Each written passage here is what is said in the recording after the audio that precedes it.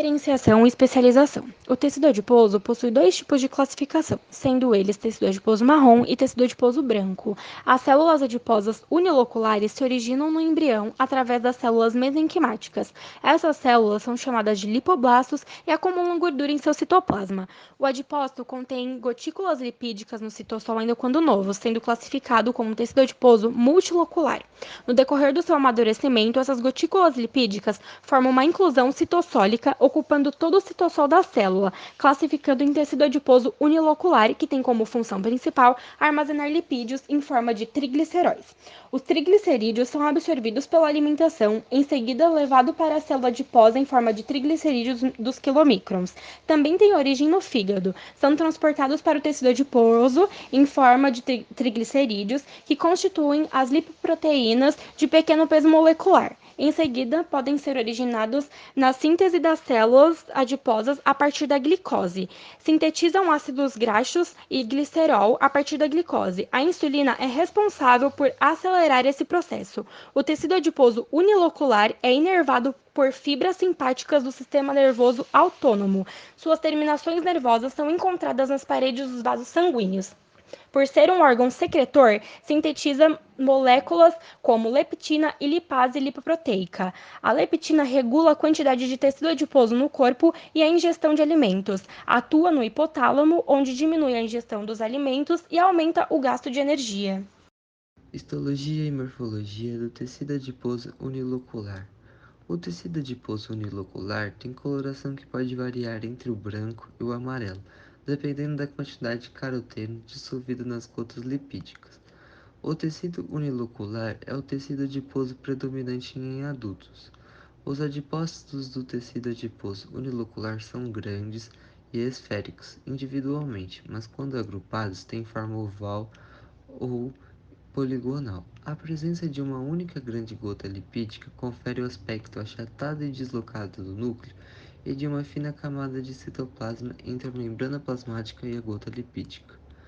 Os adipócitos podem originar lipomas, tumores malignos ou lipossarcomas, que são de caráter maligno e de difícil tratamento. Variações e tipos celulares. O tecido adiposo é um dos tecidos conjuntivos especializados no qual predominam as células adipócitas, denominadas adipócitos, que armazenam gordura. Quando os adipócitos formam grandes agregados, constituem o tecido adiposo, que é distribuído em várias regiões do corpo, porém estas células podem ser encontradas isoladas ou em grupos no tecido conjuntivo frouxo. A camada de tecido adiposo profundo da pele é chamada de hipoderme e pode ser mais ou menos desenvolvida conforme a região do corpo e o estado nutricional do indivíduo. Em geral, a hipoderme é bem desenvolvida na coxa, parede inferior do abdômen e regiões glútea e lombar. A diferença de contorno do corpo em homens e mulheres, uma das características sexuais secundárias é o resultado de diferentes espessuras da camada de tecido adiposo nas diferentes regiões do corpo. Na cavidade abdominal, o tecido adiposo pode ser encontrado em partes do peritônio, como aumentos mesentério, no espaço retroperitoneal, inclusive em torno dos rins, formando a loja renal. Em algumas regiões, o tecido adiposo tem função de diminuir impactos. É o caso do que está localizado na palma da mão, na planta do pé e no corpo adiposo da órbita, em torno do bulbo do olho. O tecido adiposo localizado nesses locais não diminui mesmo em períodos nos quais a redução de ingestão de calorias. O tecido adiposo é ricamente vascularizado e em secções histológicas pode-se observar capilares entre três adipócitos adjacentes, também venínulas e arteriolas podem ser identificadas. O tecido adiposo unilocular é formado pelas seguintes organelas: núcleo, responsável pelo controle das atividades celulares e armazenamento de informações genéticas.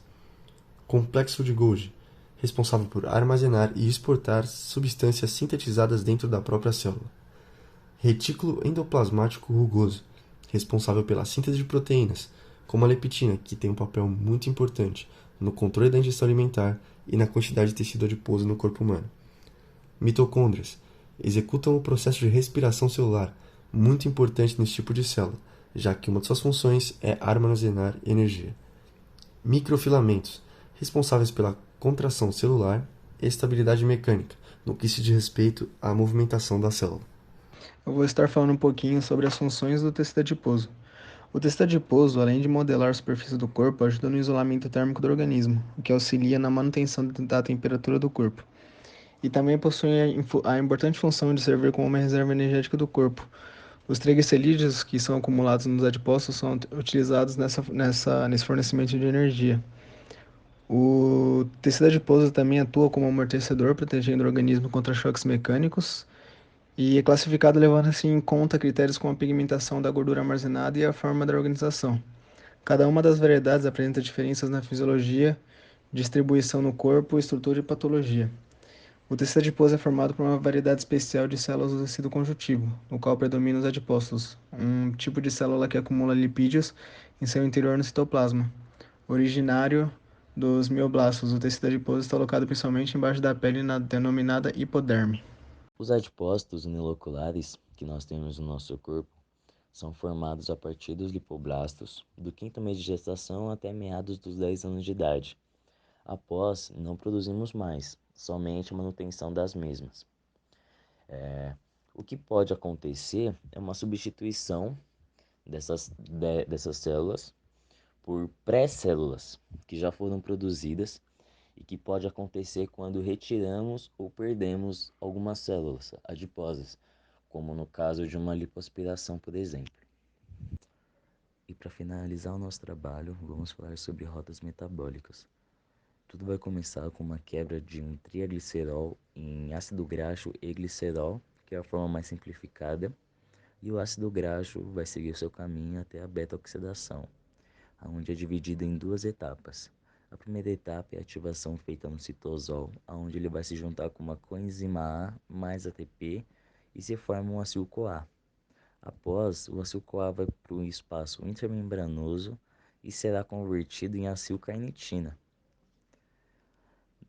Após, a acil-carnitina vai entrar na matriz mitocondrial e vai ser convertido novamente em acil-CoA. E aí a carnitina volta para o citosol para fazer novamente o processo. O acil-CoA, oxidado na matriz mitocondrial, vai perder 2 carbonos e em cada volta ele vai produzir acetil-CoA, FADH2, NADH+H+, e acil-CoA. A beta-oxidação é realizada em 4 etapas para chegar nesses produtos. A primeira etapa vai ser a oxidação, onde se forma o FADH2. Na segunda etapa, temos uma hidratação com água, no H2O. Na terceira etapa de oxidação, temos a formação de NADH+H+.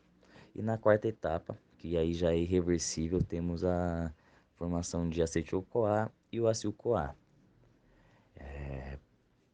Para a nossa célula ganhar energia, ganhar ATP, ela vai entrar no ciclo de Krebs, onde vai fazer o círculo completo e vai ter um saldo final de 131 ATP. Esse foi o nosso trabalho, peço até desculpa pelo tempo ultrapassado, mas é impossível falar em menos de 7 minutos, 7 tópicos de fácil entendimento para todo mundo e sem correria. Muito obrigado pela atenção.